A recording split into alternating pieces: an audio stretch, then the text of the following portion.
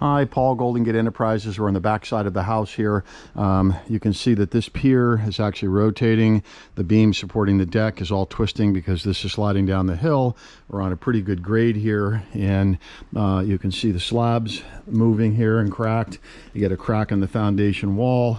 All these patio slabs are at a pretty good angle. It's all slipping, and if you come down here, kind of the next terrace, if you will, this here, you can see this retaining wall listing over, and you can see the bottom part of the post and the bottom part of this railing are slipping out. These piers are failing that are holding up this part of the deck. So basically, you can see this whole patio is sinking.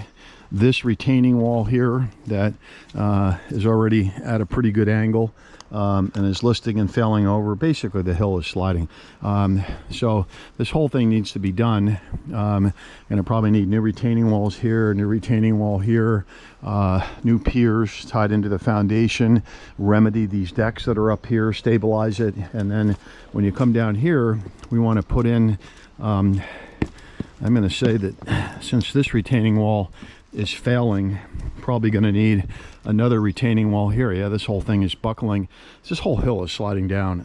So probably going to need a soils test and put all these walls up, stabilize this whole area here. And when we get down here, we have another driveway access down here. I want to put in a 3-car garage and about 1,000 square foot ADU on top, and that would be access from the lower driveway there. So this is Paul, Golden Gate Enterprises.